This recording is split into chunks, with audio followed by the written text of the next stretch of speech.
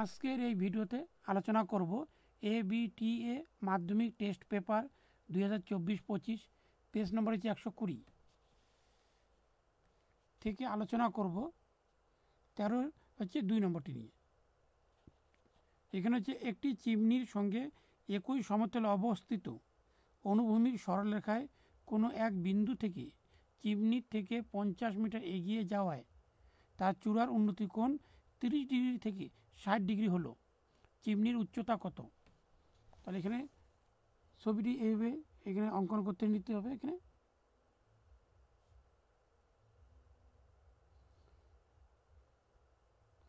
করে নিতে হবে। এখানে নিতে হবে A B C D। এখানে 50 মিটার এগিয়ে যায়। এখানে কোনটা হচ্ছে 30 ডিগ্রি ছিল, পরে হচ্ছে 60 ডিগ্রি। তা চিমনি উচ্চতা কত? এখানে লিখতে হবে, ধরি চিমনির উচ্চতা হচ্ছে AB, প্রশ্ন চিহ্ন, আর চিমনি এগিয়ে যায়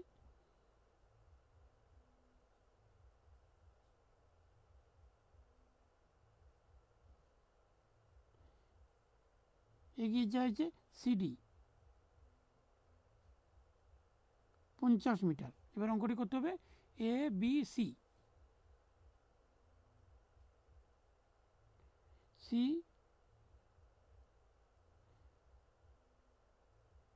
থেকে পাই AB বাই হবে BC, এগুলো হচ্ছে tan 60 ডিগ্রি। এখানে AB বাই হবে BC, তাহলে লিখতে হবে এখানে tan 60 ডিগ্রি হচ্ছে √3। এখানে ইন্টু করতে হবে BC √3 ইকুয়াল AB, তাহলে BC ইকুয়াল AB বাই √3। এটি গেল। এবার বের করতে হবে ABD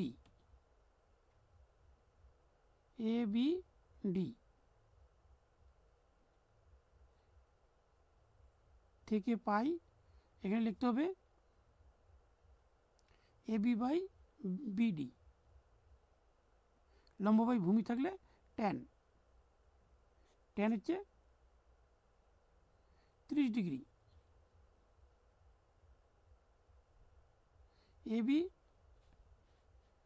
এখানে BD হচ্ছে দুটি অংশ হবে, একটা হবে BC প্লাস CD ইকুয়াল হচ্ছে 1/√3।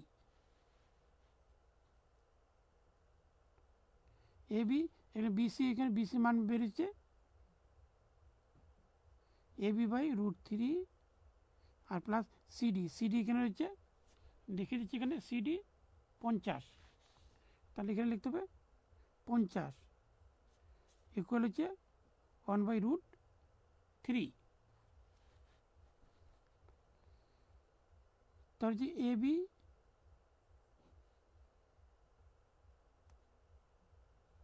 এগুলো লসাগু করতে হবে √3, তাহলে এখানে AB প্লাস ইন্টু করলে হবে 50√3 ইকুয়াল হচ্ছে 1/√3।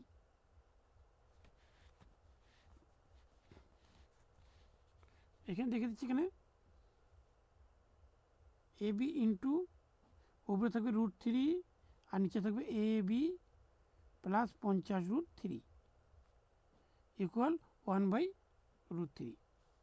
এখানে ইন্টু করলে হবে দুটি 3 মানে একটি AB, আগে এর সঙ্গে ইন্টু করলে হবে বজ্রগুণ AB প্লাস 50√3। এবার 3AB এ প্লাস বাদ গেলে হবে মাইনাস AB 50√3, এখানে মাইনাস করলে হবে 2AB 50√3। AB ইকুয়াল 50√3/2, এখানে কাটলে হবে 25, AB 25√3। তাহলে সূত্র হচ্ছে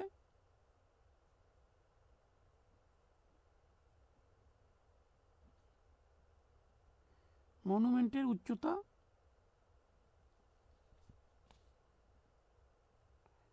25√3 মিটার।